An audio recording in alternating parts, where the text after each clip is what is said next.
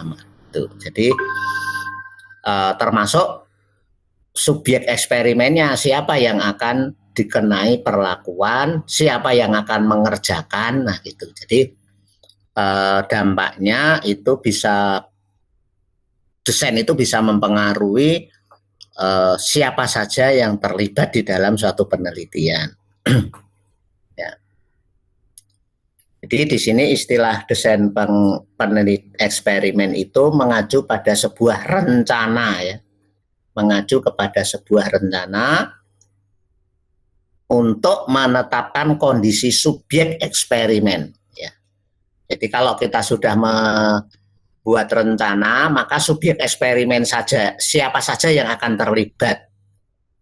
Nah, misalnya Anda sudah mengenal dulu eksperimen pretest posttest. Nah, artinya setiap individu harus dikenai pretest dan dikenai posttest.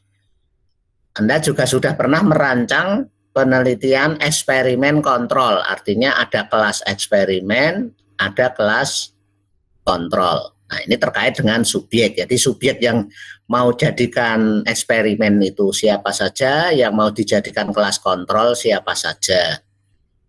Kemudian mungkin Anda akan menggunakan mix ya, desainnya sudah campuran, misalnya pretest posttest. Ya. Jadi menggunakan desain pretest posttest dan kontrol eksperimen, maka kita sebut sebagai eksperimen pretest posttest kontrol group design. Nah, misalnya. Nah, di situ artinya setiap kelompok penelitian itu akan kita kenai pretest dan posttest. Kemudian siapa saja yang mau dijadikan subjek penelitian? Siapa yang mau jadi kelompok eksperimen dan siapa yang mau jadi kelompok kontrol. Nah, agar bisa dianalisis secara ANAVA maupun multivariat, maka syaratnya apa? Syarat yang pertama itu misalnya apa? Yang sudah Anda kenal. Halo? Syarat yang harus Anda lakukan yaitu syaratnya responden harus diambil secara acak. Nah, jadi syaratnya acak. Kalau pilih-pilih tidak boleh, ya. Jadi nanti bagian yang membahas tentang syarat-syarat uji ANAVA salah satunya adalah data bersifat acak. Gitu. Jadi data harus diambil dari populasi yang acak. Terus yang kedua, mengikut jumlah respondennya harus representatif. Jumlah yang representatif itu apa? Harus memenuhi kurva normal, gitu ya, harus memenuhi kurva normal, gitu ya. Kemudian antar individu saling independen, dan masih banyak lagi ya, ada sejumlah persyaratan. Oke. Selanjutnya tadi dari desain eksperimen tadi, bahwa desain eksperimen itu mengacu pada sebuah rencana untuk menetapkan ini ya, satu, menetapkan subjek. Ya. Desain eksperimen itu yang pertama itu adalah untuk menetapkan subjek, kemudian desain eksperimen itu juga berpengaruh pada pilihan analisis statistik yang kita gunakan. Ya. Jadi ada konsekuensinya ketika kita mengubah desain, maka otomatis yang akan berubah subjek siapa, subjek yang akan terlibat, dan statistiknya apa yang akan kita gunakan. Ya. Jadi akan mengubah kondisi subjek dan kondisi alatnya, yaitu statistik untuk menjawab tujuan itu akan berubah, ya. Meskipun tujuan penelitiannya bisa sama. Oke. Oke, gitu. Jadi desain eksperimen, pilihan desain eksperimen ini akan berdampak pada pilihan subjek dari populasi dan model statistik nantinya yang akan kita gunakan untuk menjawab tujuan penelitian. Itu ada dua hal yang akan berubah ya ketika desain kita berubah. Nah, kemudian ada sejumlah kegiatan yang saling terkait di dalam suatu desain eksperimen tadi. Ya. Yang pertama, tentu saja ketika kita sudah mempunyai rumusan masalah, ya dari perumusan masalah itu tentu saja kita ingin membuktikan, yaitu tentu saja ada perumusan hipotesis statistik. Nah, statistik yang kita gunakan itu tujuannya adalah untuk membuktikan hipotesis yang kita ajukan di dalam suatu penelitian. Nah, hipotesis ilmiah yang kita ajukan tentu saja ada dua hal ya, hipotesis nol dan hipotesis alternatif. Oke. Ada hipotesis nol dan hipotesis alternatif. Nah, di dalam suatu penelitian itu diharapkan kita bisa menolak hipotesis nol dan menerima hipotesis alternatif. Jadi uji statistik itu untuk menolak H0 tujuannya. Kita harus bisa untuk menolak H0 supaya yang kita bisa menerima H alternatif. Nah, biasanya hipotesis 0 itu dinyatakan dengan hipotesis negatif ya. Negatif misalnya tidak ada pengaruh, tidak ada hubungan gitu. Jadi statistik yang kita gunakan adalah untuk menolak H0 dan menerima H alternatif. Kemudian di dalam desain eksperimen ini kita juga perlu membedakan mana variabel bebas, mana variabel terikat, dan mana variabel pengganggunya. Ya. Jadi ada independent variabel, ada dependent variabel, dan variabel pengganggunya. Ya, variabel yang kita ubah-ubah kan gitu ya. Misalnya variabel kendalinya itu apa? Gitu. Oke. Variabel bebas itu yang kita ubah-ubah. Ya, yang kita ubah-ubah, yang kita variasi. Variasi itu akan menghasilkan dependent variabel atau variabel tergantungnya. Apakah juga ikut berubah atau tidak. Jadi langkah atau hal yang terlibat di dalam desain eksperimen itu yang pertama tentu saja adanya perumusan hipotesis ya, untuk diuji secara statistik, kemudian ada penentuan variabel, berikutnya adalah penentuan jumlah subjek eksperimen. Berapa yang kita butuhkan dari populasi itu.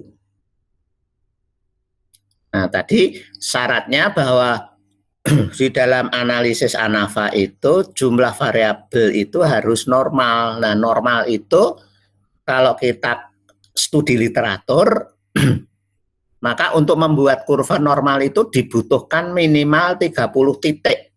Nah, 30 responden ya, minimal. Jadi di dalam kelas, kalau kita mendesain kelas eksperimen dan kelas kontrol, maka jumlah yang ada di kelas eksperimen itu minimal 30 dan jumlah di kelas kontrol minimal 30. Tapi apakah kita cukup penelitian dengan data minimal? Kira-kira cukup enggak? Tidak, Pak. Enggak, Pak. Jadi usahakan lebih dari minimal kan. Kenapa? Untuk mengantisipasi supaya ketika ada data yang mortal itu kita bisa menggantinya nanti. Ya. Nah, data yang mortal itu seperti apa? Misalnya, mortal itu mati, data yang tidak bisa dianalisis gitu. Misalnya apa? Yang bersangkutan ikut pretest tetapi tidak punya data post-testnya, atau dia ikut post-test tetapi dulu tidak ikut pretest. Nah, sementara kalau di kelas SMA misalnya Anda ingin penelitian di kelas di SMA, nih, sekarang di SMA itu satu kelas kira-kira berapa itu? Kira-kira satu kelas itu ada berapa? Sekarang kurang dari 30 ya? Seperti iya, Pak, 28. Ya, ada 28 mungkin. Ya, kurang dari 30. Artinya nanti kalau Anda ingin penelitian beneran ya, penelitian untuk mengambil data supaya tidak 2 kali kerja, ya kelas eksperimen misalnya Anda sedang melakukan eksperimen, ya kelas eksperimen ya diambil minimal 2 kelas kontrolnya 2 kelas, supaya ketika ada data yang mortal Anda tidak perlu penelitian lagi toh. Ya. Jadi nanti Anda bisa memilih data yang baik.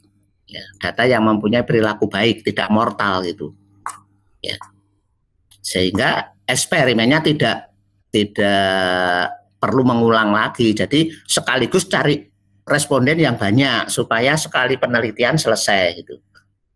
Ya, jadi jangan ambil risiko, ya, jangan ambil risiko. Ya. Oke. Kemudian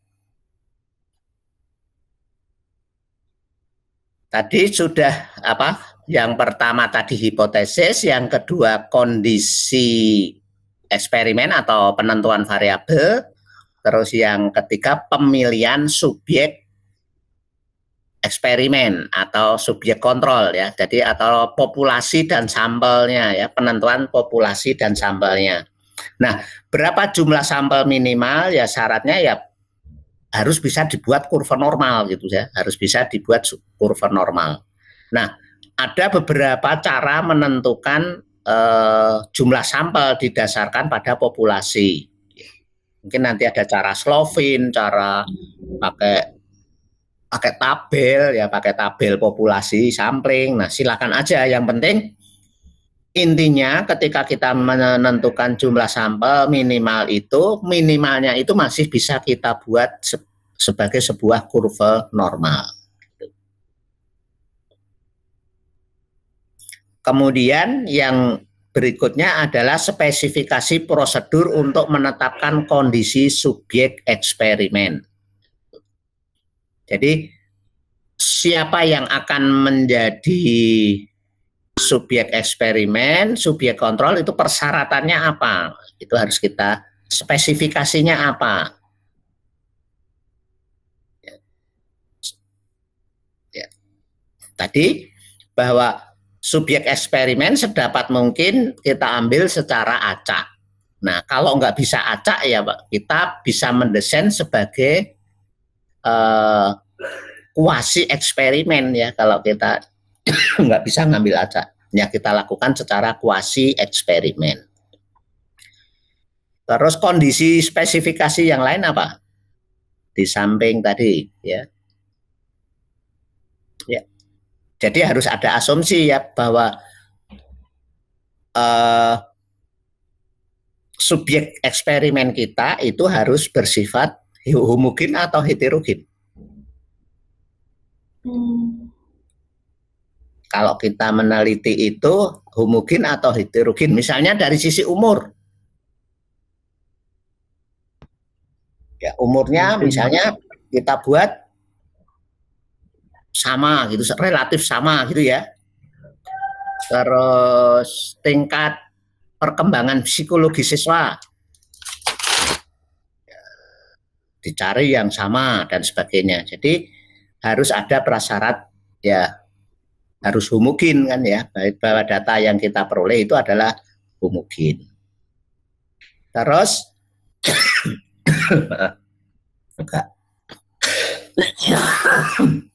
enggak serak-serak nih.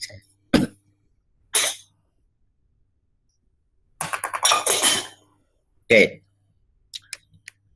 Berikutnya setelah mencari spesifikasi prosedur penetapan eksperimen, nah misalnya cara yang bisa jadi subjek eksperimen itu harus kondisinya seperti apa, nah itu harus kita tentukan.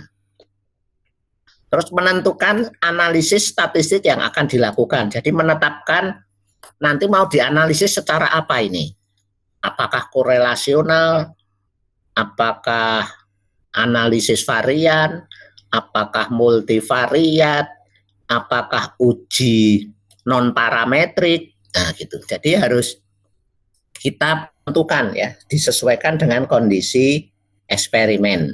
Gitu. Ya kalau bisa kan penelitian itu harus bersifat parametrik ya, artinya melibatkan jumlah variabel yang besar, kemudian dia juga memenuhi kondisi normal, mempunyai kondisi homogen, antar variabel, antar individu saling independen dan sebagainya. Nah, itu harus terpenuhi. Nah, tetapi kalau sejumlah itu tidak terpenuhi, maka kita bisa menganalisis secara non parametrik misalnya. Misalnya pakai KI kuadrat, apakah mau pakai uji beda, nah gitu ya. Uji T atau apa, nah gitu. Jadi harus disesuaikan. Jadi kita harus memilih ketika melakukan suatu desain eksperimen. Jadi paling tidak ya ada 5 hal ya, ada 5 hal yang harus dilalui ketika kita mendesain suatu penelitian.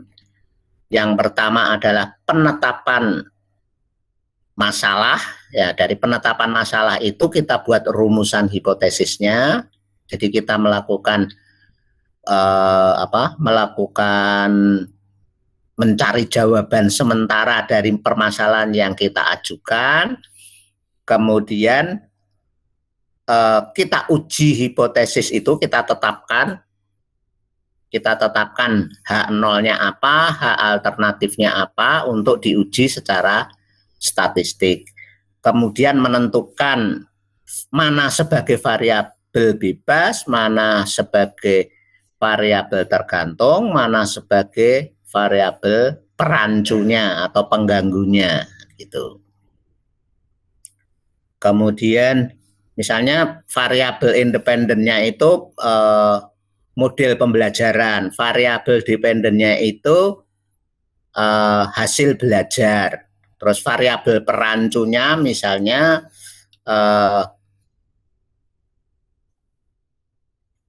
umur ya, misalnya ditinjau dari umur atau ditinjau dari ekonomi orang tua misalnya. Apakah model pembelajaran itu akan berpengaruh pada hasil belajarnya pada tingkat ekonomi orang tua yang berbeda gitu ya misalnya. Ya. Nah, hipotesisnya kan orang yang ekonominya tinggi, hasil prestasinya tinggi, ya itu misalnya. Secara linear kan begitu, tetapi apakah itu benar? Nah, sehingga perlu suatu pengujian. Kemudian spesifikasi jumlah subjek ya.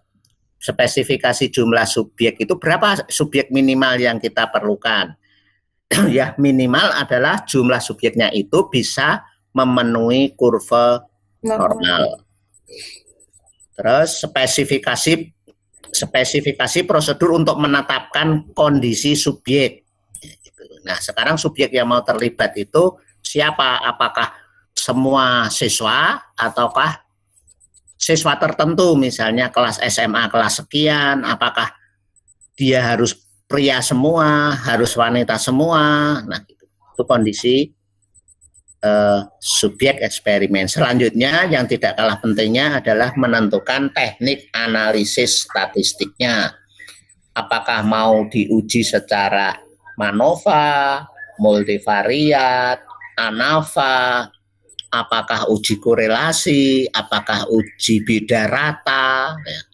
Nah, itu kita tentukan berdasarkan rumusan atau hipotesis yang kita ajukan. Nah, itu. Mungkin sampai di sini ada pertanyaan? Ya. Ada pertanyaan mungkin Mbak siapa Mbak Resti? Mungkin ada pertanyaan? Belum, Pak. Belum. Mbak Atika? Belum ada, Prof. Oh, belum ada. Mas Bukhari?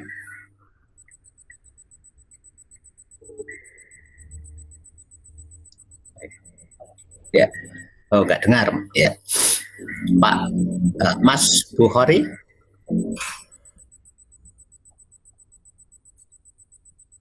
Halo, Mbak Nilo? Belum ada, Pak. Belum ada. Ini di Bali atau di Jogja? Saya di Bali, Pak. Oh, di Bali ya. Di Bali kalau jam segini toko-toko sudah pada tutup belum, Bu, Mbak? Sudah buka semua, Pak. Oh, sudah buka semua. Ya, kalau di Bali itu toko-toko ya, bukan toko ya. Toko. Oh, toko sudah bisa bilang teh ya. Ya. Iya, sudah kecampuran lidah Jawa ini. Oke. Oke, kita lanjutkan kalau belum ada. Jadi ketika kita melakukan desain eksperimen ada 5 hal yang minimal ada 5 hal yang harus kita perhatikan ya. Kegiatan yang harus kita perhatikan untuk melakukan suatu desain eksperimen.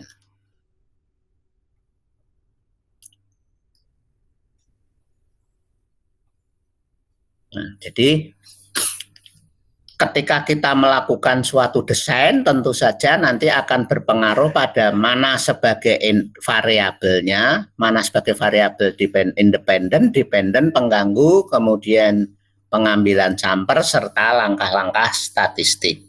Oke. Sekarang pemilihan hipotesis penelitian. Ya.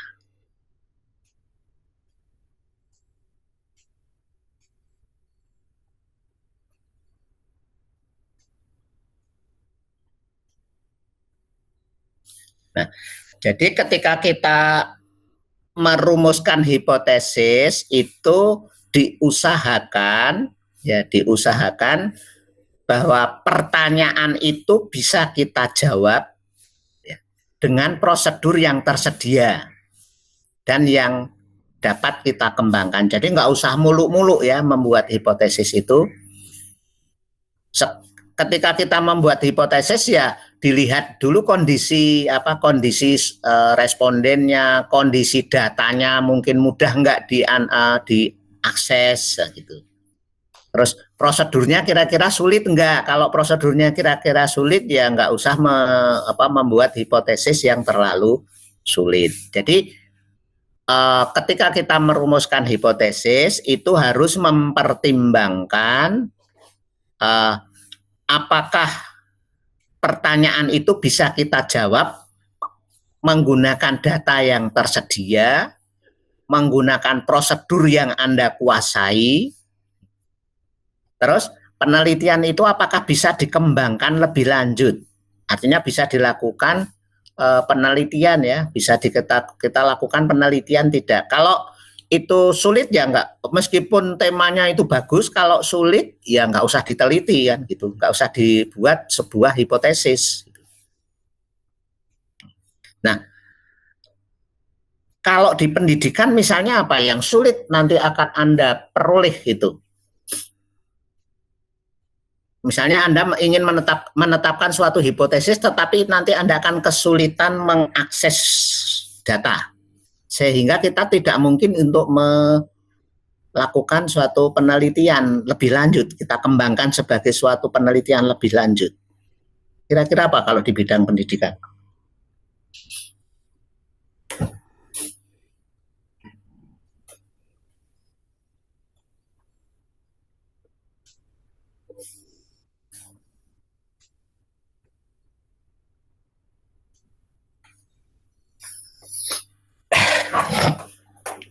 Halo? Iya, Pak. Ya, Pak. Kira-kira apa Pak. bidang pendidikan? Maaf, ini saya agak flu jadi mau meler terus. Iya, Pak. Nggak apa-apa. Di rumah saya baru banyak debu, jadi saya kena.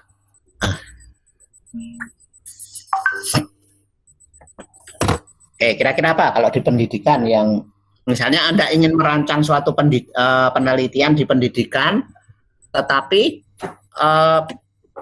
hipotesis yang kita ajukan nanti sebenarnya bagus, penelitian itu dilakukan bagus, tetapi sulit kita memperoleh datanya. Sehingga sulit untuk kita kembangkan sebagai sebuah penelitian.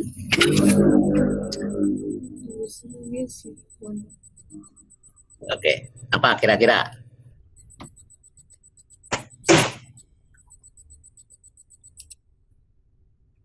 Ya. Yang ada di kalangan mahasiswa itu aja, ya. Anda nggak usah di sekolah, misalnya di kalangan mahasiswa gitu. Kira-kira apa? Misalnya gini, saya pancing misalnya di kalangan mahasiswa itu misalnya pengaruh penggunaan narkoba terhadap motivasi belajar mahasiswa. Ya. Terus Anda punya hipotesis tidak ada pengaruh pengguna narkoba terhadap motivasi belajar mahasiswa. Ya, masih mungkin ya, itu kan masih mungkin. Tapi kira-kira Anda kesulitan nggak mencari data? Kesulitan, Pak. Kesulitan, Pak. Kesulitan, Pak. Misalnya saya tanya kepada Mbak Niluh misalnya. Mbak Niluh ini suka pakai narkoba nggak? Halo Mbak Niluh. Kalau di Bali itu bukan narkoba ya, di sana itu ada namanya apa itu Mbak, yang ini bilang apa itu yang itu Mbak, apa minuman itu yang dibuat dari tape itu apa Mbak? Tua, Pak. Nah tua gitu ya. Arak Bali. Ya Tua, kan di sana dijual ada tua ada arak itu biasa kalau di sini kan gitu. Nah sekarang kalau dia peminum seperti itu, apakah ada dampak terhadap motivasi belajar tidak? Nah, jadi semangat enggak? Nah, sekarang saya tanya kepada Mbak Niluh, Mbak Niluh sebagai sampel saya. Mbak Niluh suka minum tua tidak? Ada di satu acara tertentu kalau lagi kumpul keluarga itu minum, Pak. Tapi kalau di luar keluarga nggak diizinkan. Gitu kan. Jadi dia bisa mengakui, tapi kalau saya tanya yang lain, misalnya Mbak Resti itu sebenarnya juga sok minum, tapi dia nggak ngaku gitu kan. Jadi nanti akan ada kesulitan membuktikan karena ada yang jujur, ada yang tidak. Oke, gitu. Jadi kalau di Bali biasa itu ya, biasa karena ada ritual tertentu. Terus misalnya di mana lagi itu ya yang udah biasa di Aceh misalnya ya. Di Aceh itu daun ganja itu dipakai sebagai penyedap masakan kalau di sana kan. Ya. Itu sama seperti daun salam di Jawa mereka. Jadi sebagai penyedap rasa. Jadi setiap daerah punya khas. Tetapi kalau itu disalahgunakan kan bisa untuk sebagai narkoba. Oke. Ya. Jadi ada kalanya model penelitian itu bagus, tetapi ketika itu menyulitkan kita mengumpulkan data, maka nggak usah diteliti karena akan menghambat penelitian kita. Kita tidak bisa mengembangkan penelitian gitu ya.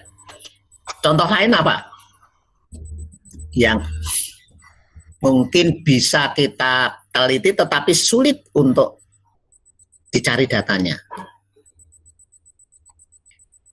Biasanya anak-anak yang orang psikologi itu, ya orang psikologi terus itu sering meneliti tentang anak jalanan itu. Anjal ya, anak jalanan. Kira-kira mengumpulkan data untuk anjal itu susah nggak ya kira-kira? Susah, Pak. Susah. Maka dia tidak melakukan penelitian secara kuantitatif. Ya, mereka melakukannya secara kualitatif karena mencari informasi anak anjal itu juga susah kan. Ya, artinya kita harus ikut ya. Ikut kalau secara kualitatif kan kita bisa ikut menjadi gengnya anjal itu baru kita bisa melakukan suatu penelitian. Jadi kita masuk menjadi anggota misalnya. Terus baru kita melakukan suatu penelitian. Kalau Anda nggak masuk maka Anda malah akan diserang gitu. Karena dia bersifat brutal kan kebanyakannya. Anda akan diserang gitu. Jadi itu juga sulit untuk dilakukan sebuah penelitiannya. Yang mudah adalah penelitian di sekolah karena respondennya sudah tersedia kan gitu loh.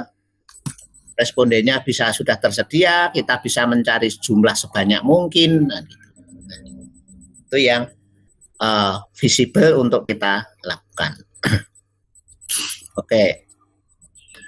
Jadi dalam menentukan hipotesis penelitian itu tentu saja kita harus mempertimbangkan apakah hipotesis itu yang kita ajukan itu nanti akan didukung data dengan mudah atau tidak. Ya. Terus pertanyaan dari hipotesis itu apakah bisa kita buktikan dengan ketersediaan responden, dengan prosedur yang kita pilih atau tidak. Jadi jangan yang sulit-sulit yang menyulitkan kita untuk dilakukan pengembangan kita susun. Nah, itu akan bunuh diri Anda nanti. Oke.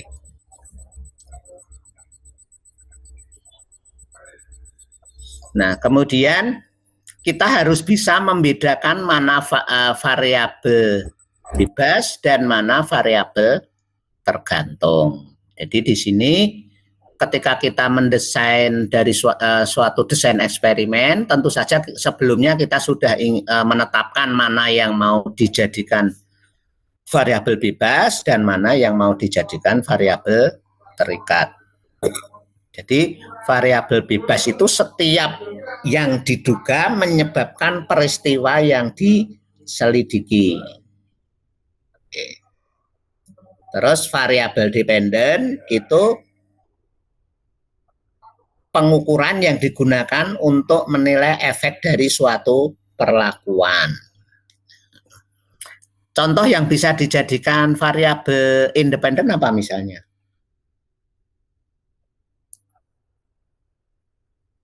Apa?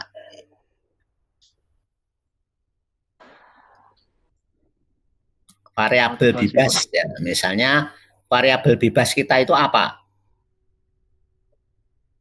Ya.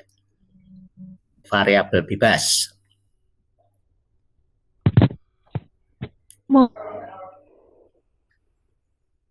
Jadi variabel yang kita ubah-ubah sedemikian rupa menyebabkan variabel lain bisa berubah.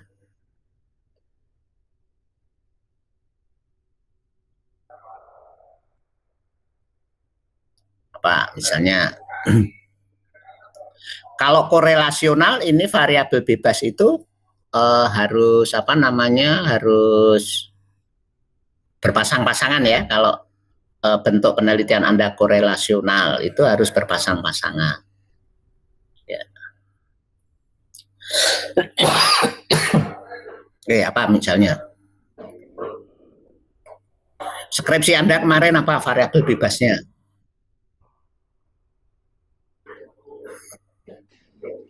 Model pembelajaran, Pak. Model pembelajaran. Ya, model pembelajarannya diganti. Terus yang Anda gunakan model pembelajaran apa? Ada yang PBL, PJBL, dan yang ceramah. Ceramah. Terus variabel terikatnya? hasil belajar. Hasil belajar. Nah, kesimpulannya apa dari ketiga variabel yang Anda peroleh itu? Mana yang berpengaruh terhadap hasil belajar? Yang PJBL paling tinggi. Paling tinggi. Tetapi semuanya berpengaruh enggak? Iya, semua berpengaruh. Pengaruh. Oke, jadi ada pengaruh model pembelajaran terhadap hasil belajar. Nah, itu hipotesisnya kan ya. Tidak ada pengaruh model pembelajaran dengan hasil belajar. Itu hak nolnya, kemudian haknya ada pengaruh model pembelajaran terhadap hasil belajar. Ya. Nah, kalau seperti itu maka tentu saja kalau hipotesisnya seperti itu, maka Anda akan punya variabelnya sudah kita kita peroleh variabelnya. Kemudian sampelnya gimana nanti dalam mendesain eksperimen? Kan tadi setelah kita menetapkan hipotesis, kemudian kita menetapkan variabel bebas, variabel terikat. Setelah itu kita memilih subjeknya. Nah, sekarang siapa yang menjadi subjek? Jadi atau Anda melibatkan subjek penelitiannya seperti apa yang mau dijadikan eksperimen? Yang sebagai eksperimen yang mana, yang sebagai kontrol yang mana, yang sebagai perancu yang mana, gitu. Terus berapa jumlah masing-masing kelompok eksperimen yang kita lakukan, berapa jumlah minimalnya, kan begitu toh? Ya. Nah, jadi menentukan kelas mana yang mendapatkan ceramah, kelas mana yang mendapatkan PJBL, kelas mana yang mendapatkan metode yang lainnya lagi. Itu kan ditentukan apakah dipilih atau secara acak itu. Secara acak, Pak. Ya, Karena kelasnya homogen. oke. Maksudnya antara kan kelasnya paralel antara 11 IPA 1 dengan IPA 2 itu dia homogen, nggak ada perankingan yang siswa pintarnya di kelas IPA 1. Oke, terus cara ngacaknya gimana? Cara ngacaknya. Kan ada 3 kelas toh, Anda butuh 3 kelas ya. Terus Anda menetapkan mana yang sebagai mendapat ceramah, mana yang PJBL, mana yang metode lainnya, gimana caranya?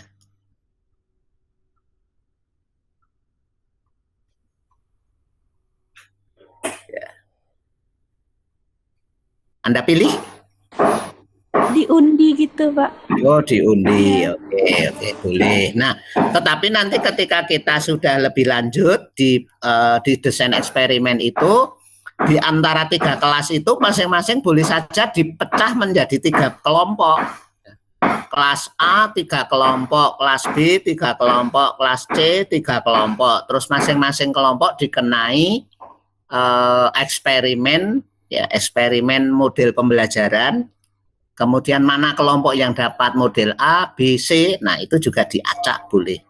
Jadi nanti kita mengenal ada desain acak, ya, desain acak lengkap, desain faktorial, nah gitu. Jadi kalau yang terakhir tadi dipecah-pecah tadi adalah nanti namanya desain faktorial. Jadi dalam satu kelas itu ada 3 perlakuan masing-masing.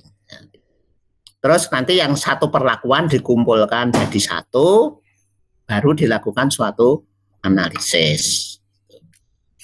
Atau dalam kelas dibagi menjadi 6 kelompok, nah, boleh saja. Terus dipecah-pecah lagi, terus dipilih lagi, nah, gitu. Ya, jadi nanti bergantung pada desain yang kita pilih. Kalau kelasnya besar sekali ya kita harus melakukan suatu desain acak, mungkin faktorial. Nah, faktorialnya bisa faktorial lengkap, ya, atau tidak lengkap ya misalnya. Kalau lengkap berarti dipakai semua. Gitu. Oke, itu nanti ya ketika kita sudah mulai masuk diskusi.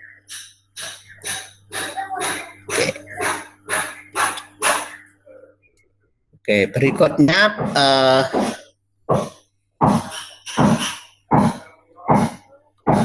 bagaimana kita memilih variabel terikat, ya, atau variabel dependen. Nah, ketika kita memilih variabel dependen, maka kita harus mempertimbangkan sensitivitasnya. Ya. Terus keandalannya, distribusinya seperti apa. Terus kepraktisan variabel dependen untuk diukur. Tadi contoh kepraktisan variabel dependen untuk diukur itu seperti apa misalnya? Pertimbangan apa itu? Kepraktisan variabel dependen untuk diukur. Itu contohnya apa?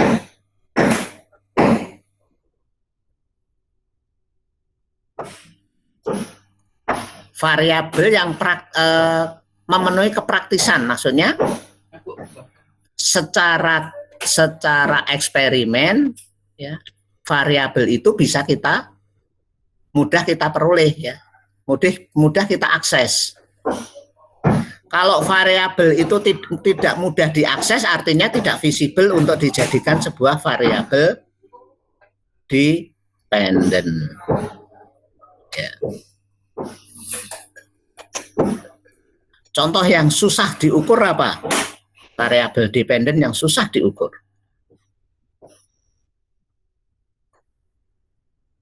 Kejujuran.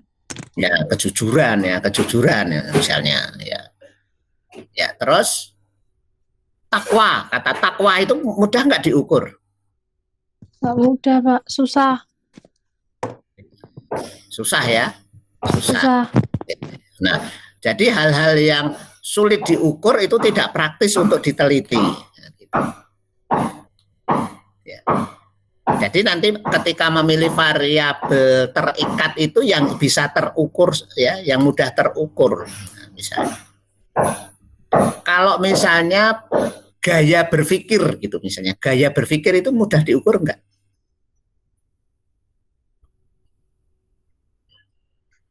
Kan gaya berpikir bisa mempengaruhi hasil belajar, kan ya.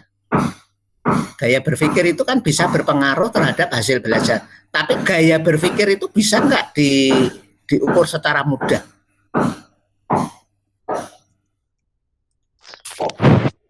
Sulit, Kecuali ada teorinya, Pak. Iya. Jadi kita harus melakukan mendefinisikan secara operasional dulu. Gaya berpikir itu definisi operasionalnya seperti apa, baru kita cari indikator.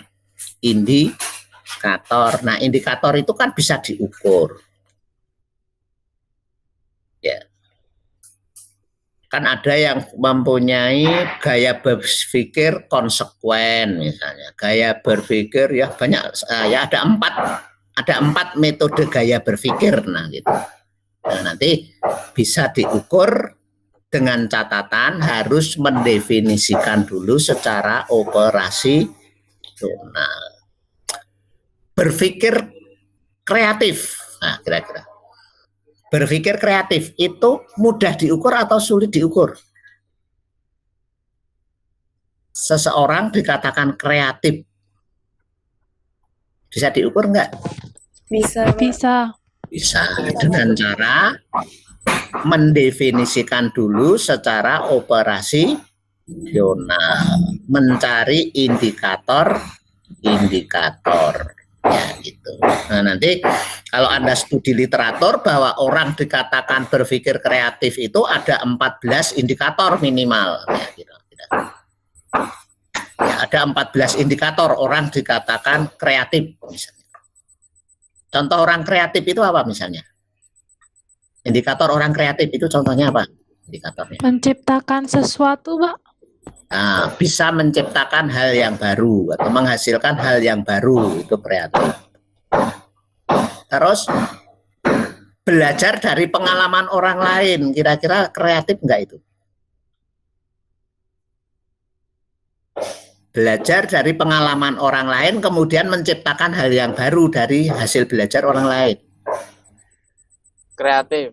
Iya, Pak. Kreatif ya. Orang meniru ya, orang meniru itu kreatif. Kalau nggak kreatif nggak bisa niru toh ya. Oke.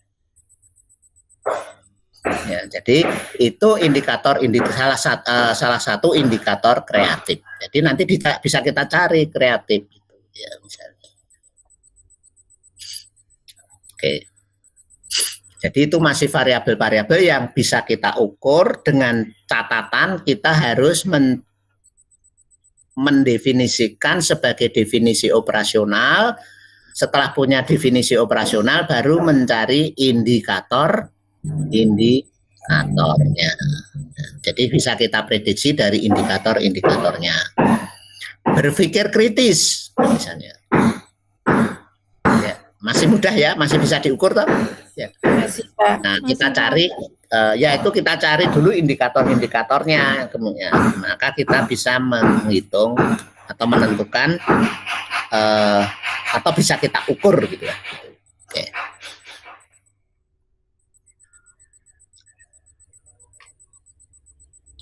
Kemudian ketika kita sudah menetapkan variabel ya, dalam menentukan variabel dependen, hal yang tidak kalah pentingnya adalah mempertimbangkan bahwa variabel yang kita pilih itu apakah memenuhi sebuah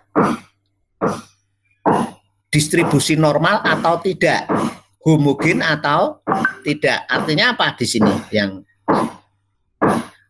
jumlah respondennya apakah mudah diakses atau tidak.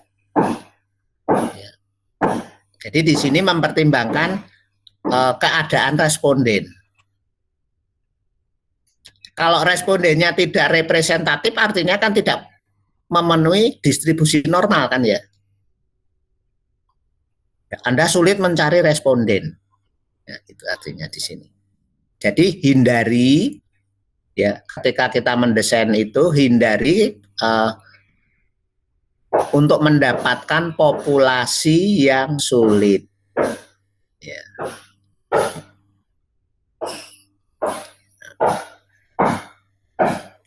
Ya, ini ya. Jadi kalau kira-kira respondennya itu tidak representatif, maka jangan didesain menggunakan desain kuantitatif, tetapi kita ubah menjadi desain kualitatif. Ya, jadi yang kita sulit mencari responden jangan didesain secara kuantitatif karena akan menyulitkan Anda ketika melakukan suatu analisis yang berdampak pada distribusinya tidak normal dan tidak homogen. Sehingga syarat-syarat statistik tidak bisa kita terapkan. Gitu. Nah, itu beberapa pertimbangan. Jadi pertimbangan ketika menentukan variabel terikat itu ditinjau dari sensitivitasnya seperti apa, keandalannya, ya, bahwa data itu bisa dipercaya atau tidak, keterwakilannya, ya, sensitivitas ini adalah keterwakilannya sebagai responden itu memenuhi atau tidak, terus kepraktisannya mudah diukur atau tidak variabel itu. Ya. Terus apakah jumlahnya memenuhi atau tidak? Nah, ini berkaitan dengan populasi yang normal atau tidak. Oke, itu persyaratan memilih variabel yang bisa kita gunakan sebagai variabel terikat.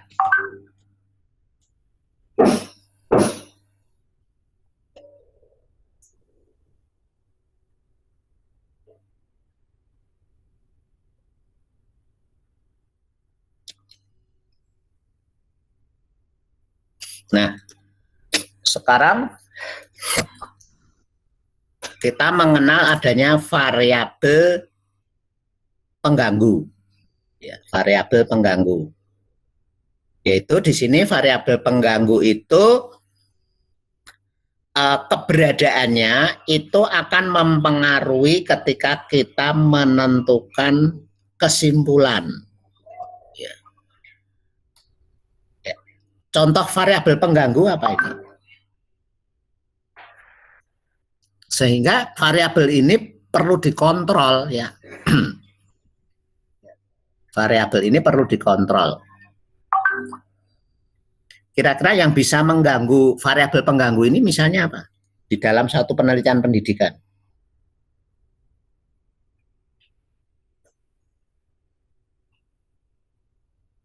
Variabel perancu ya, perancu atau pengganggu.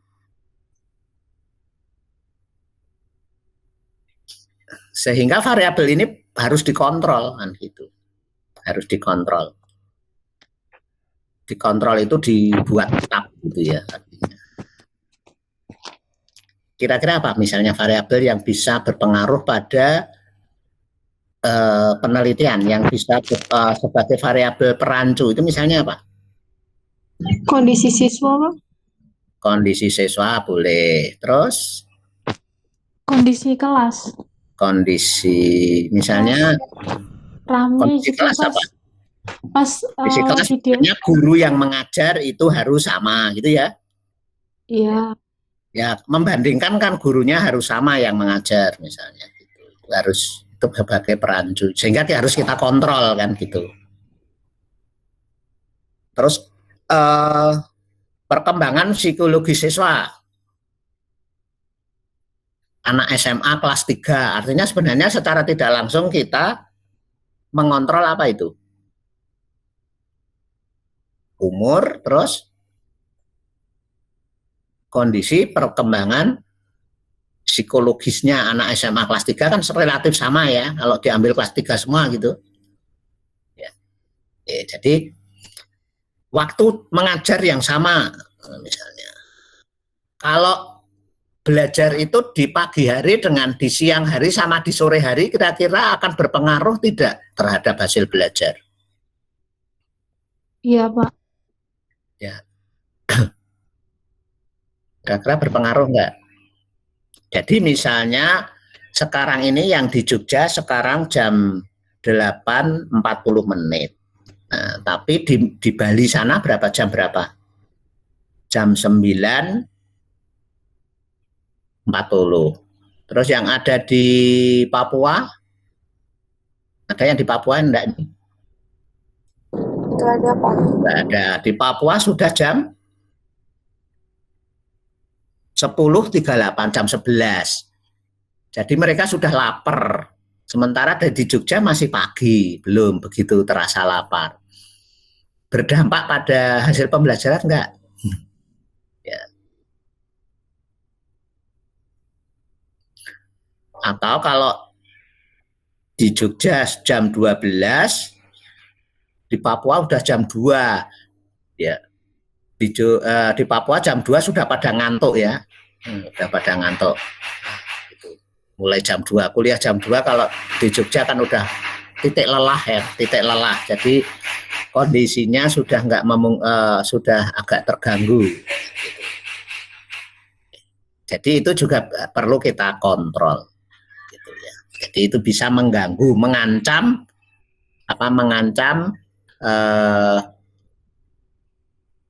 kesimpulan. Terus budaya, nah misalnya budaya bisa mengancam tidak kesimpulan? Iya ya, Pak. Ya, budaya misalnya. Ya. Jadi kita harus mendefinisikan ya, artinya bahwa ketika kita sudah menentukan variabel bebas, variabel terikat, maka kita harus mengontrol variabel apa sedemikian rupa itu nanti tidak mempengaruhi kesimpulan. Nah, kalau itu nanti kira-kira kita harus menghadirkan namanya asumsi. Dengan asumsi misalnya jadi harus menghadirkan sebuah asumsi terlebih dahulu.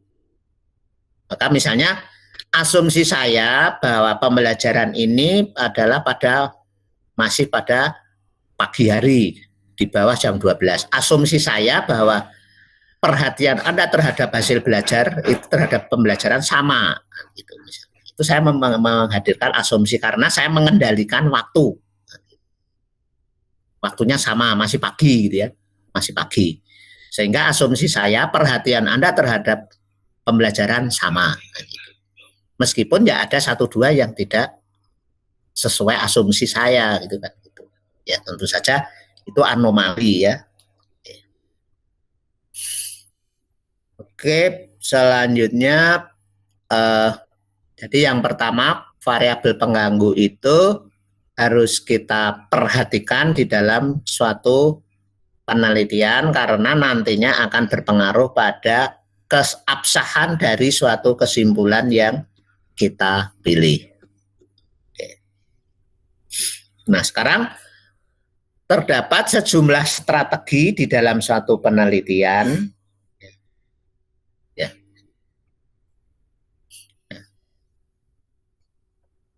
Nah, bahwa penelitian itu dilakukan untuk tujuan yang pertama adalah melakukan eksplorasi, penggalian ide,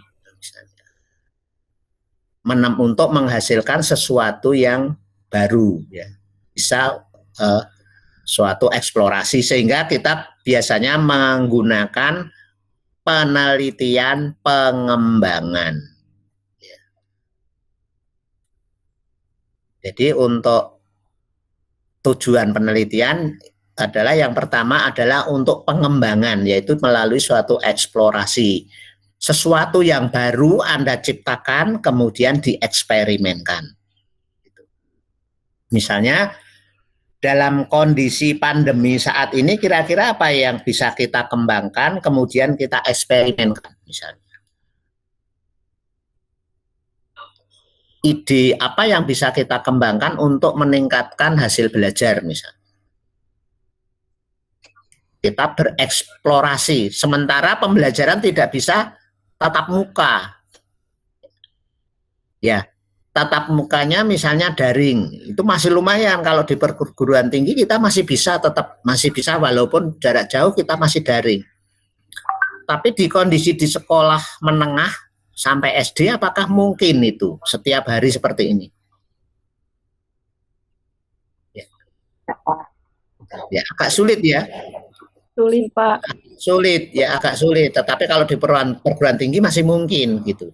Nah, sekarang ide apa yang bisa Anda kembangkan meskipun platform mengajarnya itu platformnya daring, tetapi bisa seperti sesungguhnya, misalnya dalam hal praktikum gitu misalnya. Praktikum itu kan harus di laboratorium ya. Sekarang kondisi pandemi tidak memungkinkan kita ketemu tatap muka di laboratorium. Tetapi pembelajaran harus jalan. Anda juga tetap harus mempunyai keterampilan seperti halnya waktu praktikum. Maka apa yang bisa Anda kembangkan? Sebagai penelitian eksplorasi ya. Kira-kira apa nih? Yang backgroundnya IPA siapa ini? Yang backgroundnya IPA? IPA, fisika, matematika, kimia, biologi gitu. Mbak Resti, Mbak. Pak. Nah, Mbak Resti. Kira-kira apa Mbak Resti? Untuk praktikum. Nah, sebagai misalnya Mbak Resti sebagai guru SMA gitu, dapat pembelajaran praktikum. Terus praktikum apa yang bisa Anda lakukan secara daring?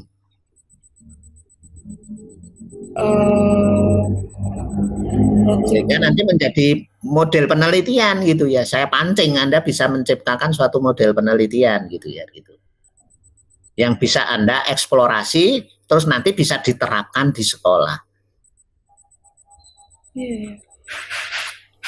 IPA-nya apa Mbak Resti? Fisika, Pak. Apa? Fisika. Fisika. Nah, fisika apa Mbak? Untuk mengajarkan termodinamika gitu misalnya. Praktikum termodinamika tentang kalor gitu. Apa ya? Misalnya membuat video percobaan, terus siswa Anda putarkan, terus dibuatkan suruh membaca secara online bisa ya, membaca secara video itu bisa ya, Bisa, Pak. bisa. Bisa, Pak. Terus video pembelajaran. Terus yang kedua apa? Itu. Jadi pengembangan video pembelajaran termodinamika untuk apa gitu misalnya gitu. Terus yang kedua membuat laboratorium secara online. virtual ya. Iya. Digital ya, laboratorium digital gitu. Jadi membuat lab virtual atau virtual lab. Nah, nanti siswa tinggal klik gitu ya, ngeklik, sudah bisa melakukan praktikum secara virtual. Jadi pengembangan misalnya lab virtual fisika, pokok bahasan apa, nah, misalnya untuk meningkatkan keterampilan proses sains. Ya. Terus bisa saja Anda misalnya membuat video di alam terbuka, terus menunjukkan suatu peristiwa tertentu. Nah, dari peristiwa tertentu itu bukan hipotesis, analisis, terus mengumpulkan data, membuat kesimpulan, nah gitu. Tapi secara bisa secara visual, menggunakan audio visual, bisa menggunakan cara virtual. Pengembangan media pembelajaran berbasis audio visual, misalnya berarti membuat video ya, kalau audio visual, untuk meningkatkan keterampilan proses sains siswa. Gitu misalnya. Jadi Anda nanti membuat video pembelajaran. Gitu. Terus pengembangan virtual lab untuk meningkatkan keterampilan proses misalnya. Meningkatkan literasi. Kan bisa saja literasi data, literasi grafis, literasi gambar, ya gitu. Literasi teknologi. Kan masih banyak variabel yang bisa kita ciptakan. Ya, kira-kira itu ya.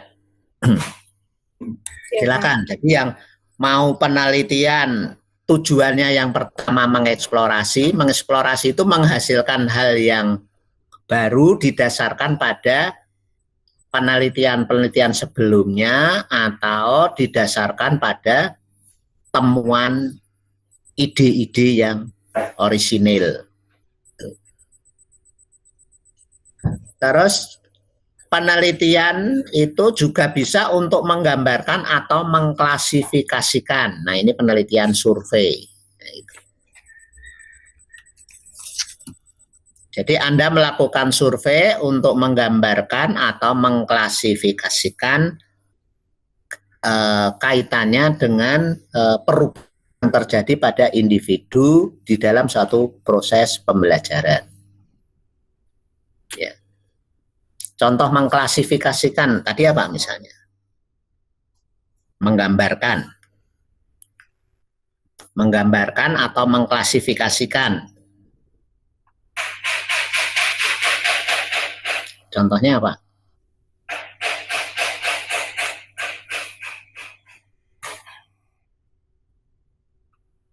Mana yang lebih baik dari model-model pembelajaran? Nah, berarti Anda nanti akan membuat gradasi. Oh, kalau pembelajaran ini lebih baik memakai PBL dibanding ceramah atau demonstrasi. Jadi Anda bisa bereksperimen seperti itu. Sehingga Anda punya pemahaman bahwa, oh kalau mengajarkan tema ini sebaiknya memakai ini. Kalau temanya ini, pakai ini tema modelnya. Sehingga setiap pokok bahasan itu tentu saja punya model pembelajaran yang berbeda-beda. Jadi tema-tema di dalam pembelajaran dalam satu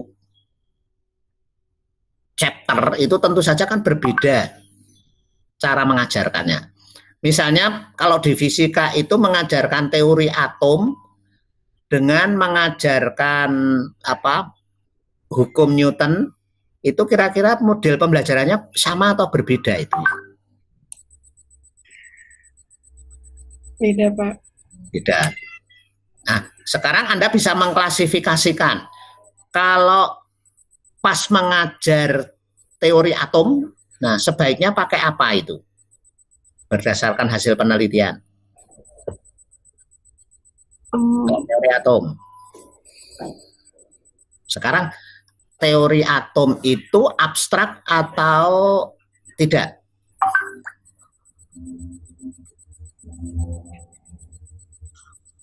Atom itu bisa dilihat enggak? Tidak. Berarti kan hanya ada di awang-awang itu kan ya. Nah sekarang kalau model pembelajarannya pakai ceramah gitu, kira-kira siswa bisa membayangkan enggak? Tidak, Pak. Nah, terus yang paling tepat pakai apa? Pakai simulasi. Ya, jadi Anda simulasikan pakai model, gitu. Model atom, gitu. Model atom itu seperti ini. Kalau atom itu berinteraksi, interaksinya seperti ini. Jadi dibuatkan simulasi. Ya.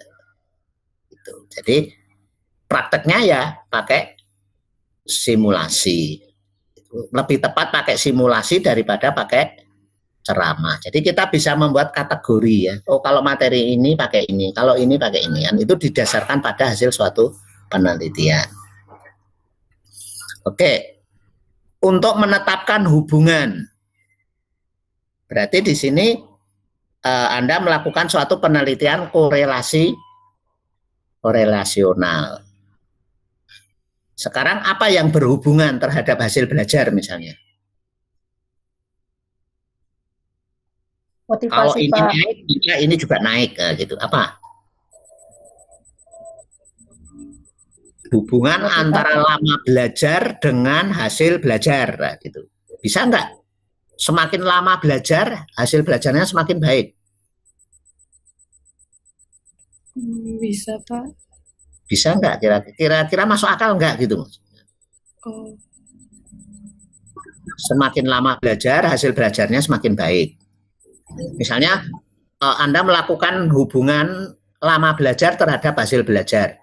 Ada yang belajar setengah jam, ada yang belajar 1 jam, ada yang belajar 1,5 jam, ada yang belajar 2 jam, ada yang belajar 1 hari full gitu. Kira-kira hasil yang didapatkan bagus yang mana? Hipotesis Anda. Ada hubungan antara lama belajar dengan hasil belajar tidak?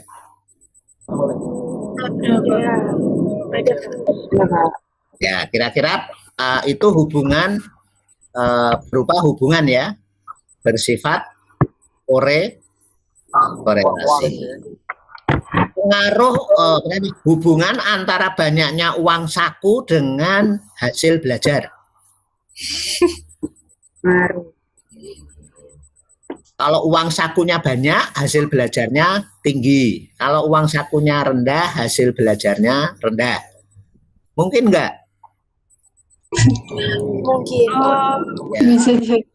Karena begini asumsinya, uang sakunya banyak itu bisa membeli fasilitas belajar, sedang yang tidak punya uang banyak tidak bisa membeli fasilitas belajar. Itu asumsinya. Kira-kira berhubungan secara linear enggak itu?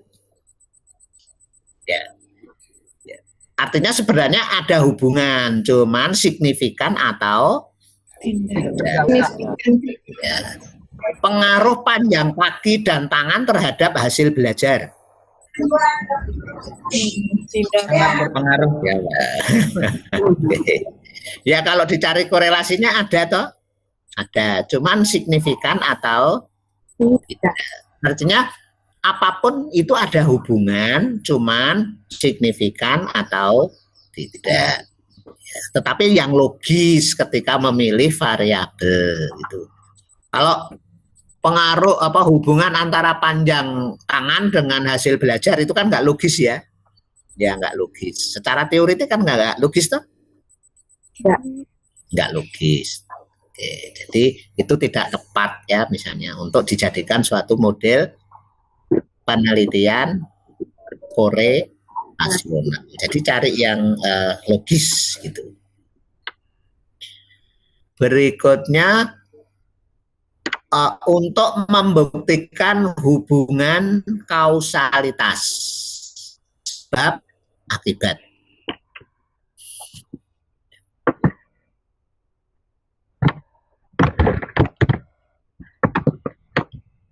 Oke, kalau sebab akibat itu apa misalnya? Jadi biasanya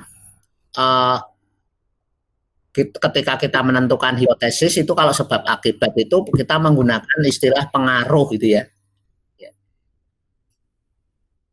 Pengaruh jenis kelamin terhadap hasil belajar. Misalnya. Ada pengaruh enggak? Ada, Pak. Nah, asumsinya kalau wanita itu lebih tekun, kalau pria itu kurang tekun, sehingga hasil belajar wanita lebih baik dari para pria. Di kelas ini sudah terbukti belum ini? Yang diterima di S2 PEP itu banyak perempuannya atau banyak laki-lakinya sekarang? Perempuannya. Ya, sudah terbukti ya gitu ya.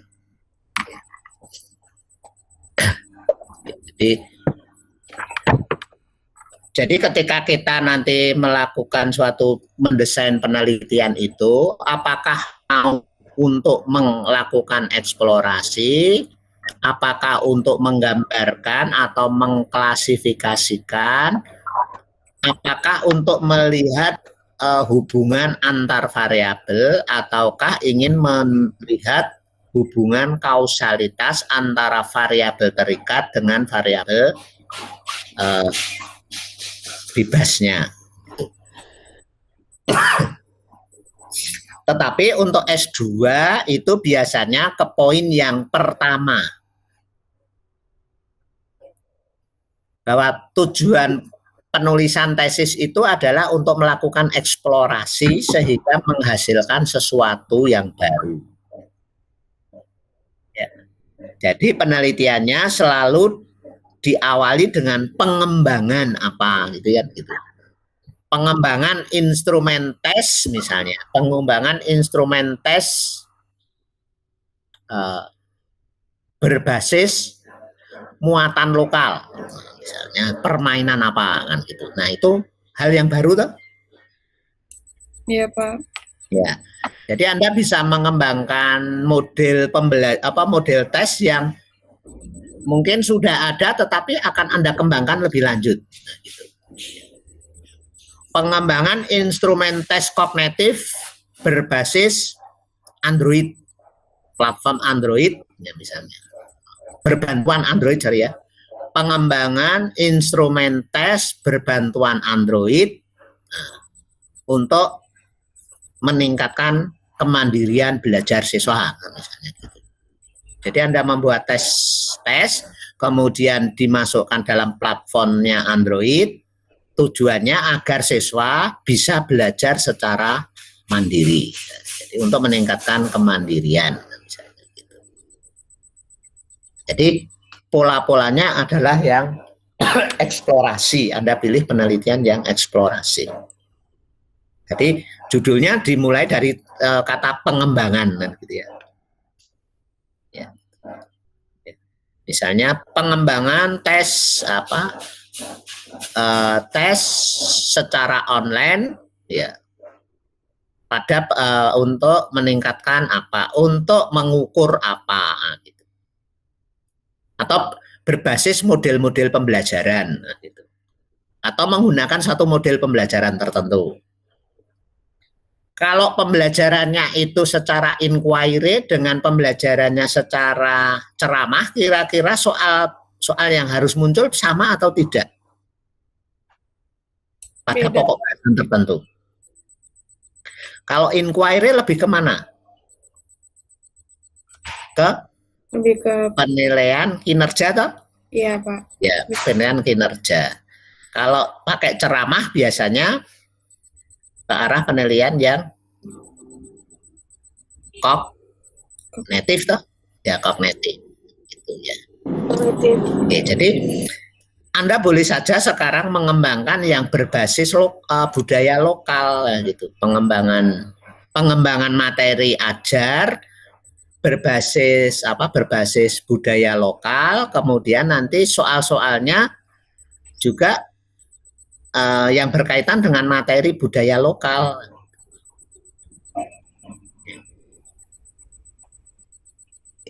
Nah, sekarang kan kalau kita cermati di kurikulum itu kan harus mengkaitkan local wisdom tuh, suatu materi pembelajaran itu. Maka Anda bisa mengembangkan ya materi-materi ya soal-soal atau instrumen tes yang mengadopsi local wisdom misalnya gitu. Terus karena pembelajaran saat ini secara daring ya usahakan yang Anda kembangkan adalah model-model tes yang bersifat daring. Ya. Oke, misalnya pengembangan instrumen tes diagnostik ya misalnya untuk mengidentifikasi kelemahan-kelemahan belajar siswa kira-kira itu baru atau tidak? Baru. Pengembangan instrumen penilaian diagnostik ya, pengembangan instrumen penilaian diagnostik pada materi pembelajaran fisika ya, untuk mendeteksi kelemahan belajar siswa. Nah, kelemahannya ini apa?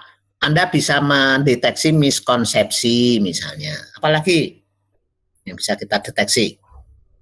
Jadi pengembangan tes diagnostik untuk mendeteksi miskonsepsi pada mata pelajaran fisika, pokok bahasan, impuls dan momentum, nah, misalnya. Untuk mendeteksi pemahaman konsep, ya boleh toh? Untuk mendeteksi miskonsepsi berarti mencari kesalahan-kesalahan yang terjadi, atau untuk mendeteksi pemahaman konsep. Nah, itu baru atau tidak? Tidak Pak. Kenapa tidak? Oh, maksudnya sudah ada penelitian itu. Tapi kan yang dulu itu masih bersifat paper and pencil, terus kemudian Anda kembangkan memakai platform, misalnya platform web, Android. platform aplikasi. Oh iya Pak. Ya, Baru, baru Pak. enggak? Baru Pak. Baru. Nah, sekarang di sekolah itu apakah sudah sering melakukan tes diagnostik? Tidak Pak. Tidak. Jarang, hampir tidak. Apakah guru selalu melakukan diagnostik ketika Anda melakukan survei gitu? Tidak Pak. Nah, itu termasuk inovasi baru atau tidak kalau Anda mengembangkan? Inovasi baru. Berarti masuk yang kategori penelitian apa? Eksplorasi. Eksplorasi ya, eksplorasi. Bukan kausalitas, bukan korelasional ya. Gitu. Ya kan? Jadi Anda bisa sekarang yang apa misalnya ingin mengembangkan ya pengembangan instrumen diagnostik berbantuan Android ya misalnya untuk mendeteksi miskonsepsi pada mata pelajaran kimia, nah, itu misalnya pada mata pelajaran IPA, pada mata pelajaran apalagi Oke, jadi itu bisa dikembangkan.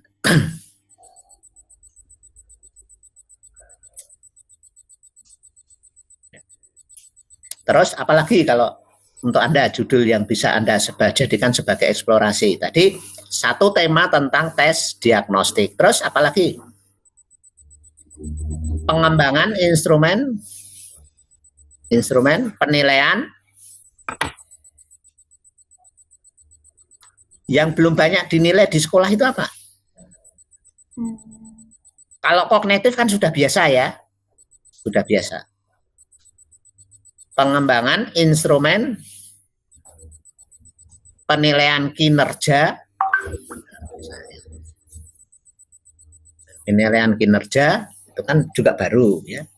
Yang bersifat psikomotorik.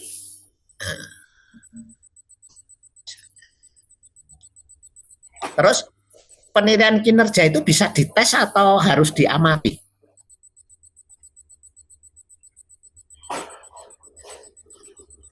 Diamati Kalau dites boleh nggak? bisa, Pak. Jadi penilaian kinerja itu bisa dinilai menggunakan observasi, terus menggunakan simulasi, menggunakan uji petik. Ya, uji petik itu apa? Kalau simulasi itu misalnya keterampilan menyetir, maka Anda diminta untuk di depan komputer kemudian melakukan bermain bom apa itu? Ya, main seperti nyetir beneran itu ya. Itu kan simulasi. Kalau uji petik apa? Uji petik itu adalah Anda sering melihat ini apa? Kalau ada seleksi nyanyi lagu itu ya, penyanyi ya, seleksi misalnya dangdut, ada apa, pop dan sebagainya, itu pernah lihat? Pernah, Pak. Ya, ya itu kan dia melakukan uji petik. Jadi dia hanya diminta untuk menyanyi mungkin satu bait lagu, tidak sampai full.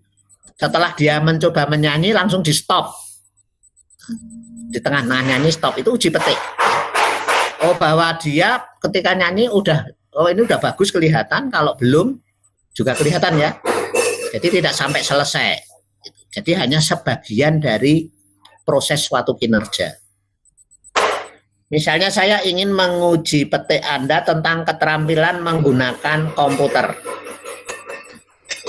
Maka langkah yang pertama saya uji apa? Saya minta untuk menghidupkan komputer.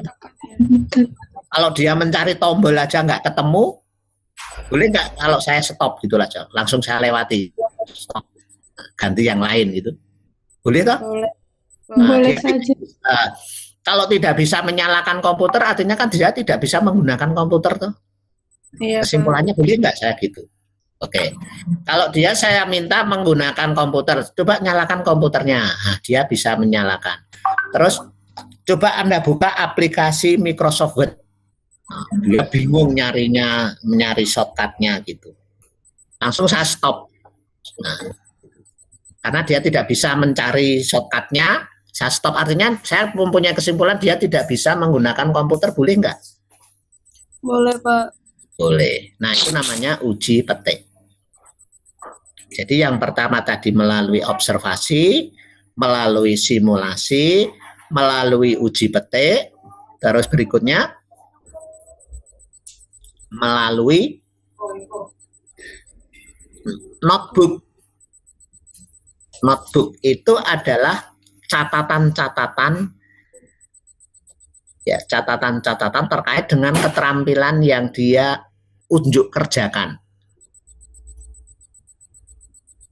Pakai notebook ya, notebook atau catatan kinerja ya.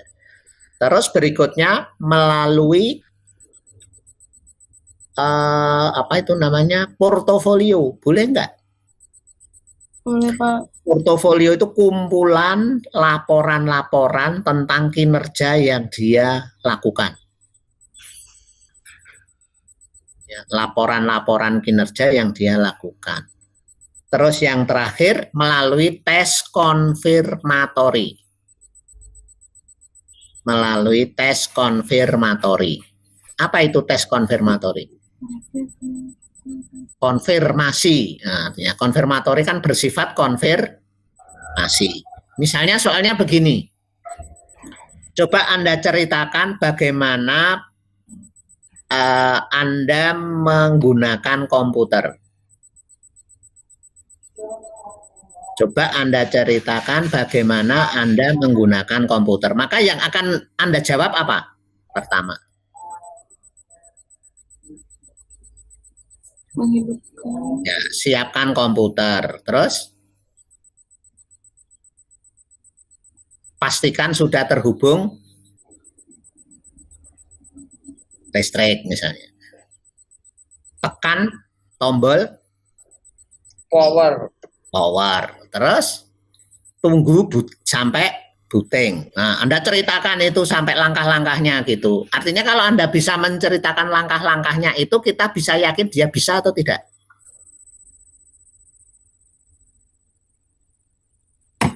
Kita bisa menentukan bahwa dia bisa menggunakan komputer atau tidak kalau dia bisa menceritakan secara runtut seperti tadi. Bisa, Pak. Bisa. Coba Anda ceritakan bagaimana mengendarai motor yang benar.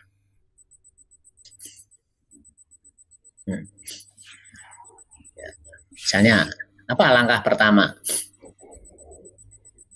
Naik motor. Ya. Siap berada di atas motor. Terus, apalagi kalau sudah Anda naik posisi reading, sudah siap, terus kalau Anda pernah naik motor bisa cerita. Iya, Pak. Apa yang Anda lakukan ketika Anda sudah berada posisi naik motor? Gitu. Menghidupkan. Nah, menghidupkan mesin. Terus?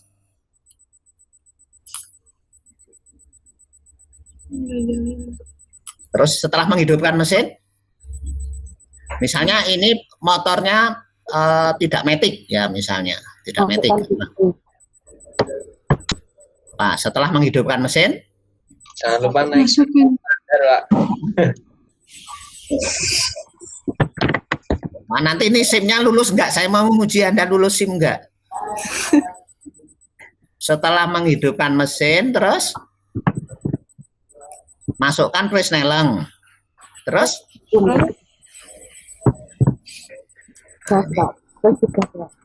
putar gas, itu putar gas langsung tancap. Gas, Pak. Nah, Anda tidak lulus SIM. Nah, Anda tidak lulus itu. Ya. Setelah masuk Presneleng, tengok kanan atau lihat spion dulu ya, tengok kanan, lihat spion. Ya, tengok kanan, belakang ada orang enggak? Pastikan di spion tidak ada orang yang lewat di kanan Anda. Anda baru Tancap gas. putar Salah. gas ya. Itu. Kalau Anda langsung putar gas, nanti belakang Anda ada yang lebih cepat, Anda tabrakan kan gitu. Ya, Anda kan serempetan. Ya. Oke, barangkali ini kita sudah habis ya waktunya. Oh. Ya, ini saya masuk di kelas berikutnya, Mas. Oke. Ya, kira-kira itu dulu ya untuk hari ini, karena waktunya saya sudah melandang, ini kelas 11 sudah menunggu. Oke, sampai di sini dulu, kita ketemu mungkin minggu depan sudah mulai presentasi belum? Nah, itu Pak yang mau ditanyakan kemarin untuk Oke, ya. Itu kita mulai di apa materi pertama ya Pak, dari materi pertama. Ya, materi pertama tentang asumsi-asumsi ANAFA ya, uji ANAFA.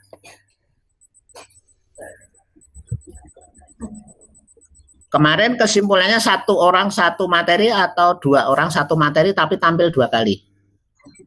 Tampil 2 kali. Oh, tampil 2 kali. Berarti kelompok ya? Kelompok, Ya, Pak. cuman satu Kelompok, orang Pak. yang Ada Oke, enggak. satu orang yang sekali. sendiri. Oh ya, ya enggak apa-apa. Kalau yang mungkin materi awal masih sendiri ya. Ya Pak, katanya Bapak materi pertama sama yang kedua yang jadi Ya, satu untuk materi satu orang. pertama dan kedua digabung itu. Berarti minggu depan sudah siap? Siap, Pak. Oh ya, siap. Siapa besok yang tampil pertama? Mbak Icut. Oh, Mbak Cut, Mbak Cut, Kiri Mbak Mbak Icut. Ketua, Mbak Ketua. Iya, Mbak Icut mana ya ini ya? Nggak ada. Mbak Icut keluar. Oh, ya. Papa. Ya udah. Yang penting besok dipastikan sudah ada yang siap ya. Iya, Pak. Oke, oke, gitu dulu kita akhiri sampai di sini. Terima kasih. Assalamualaikum warahmatullahi wabarakatuh. Waalaikumsalam warahmatullahi wabarakatuh. Terima kasih, Bapak. Jadi Meet ini kita pakai terus ya kemarin. Iya. Ya, kita pakai terus. Oke. Tapi nanti diupdate terus di grup ya supaya mudah mencarinya. Ya Pak. Iya, Pak. Iya, Pak. Oke, terima kasih. Saya izin live. Makasih Pak. Nggih. Terima kasih, Pak. Ya. Waalaikumsalam warahmatullahi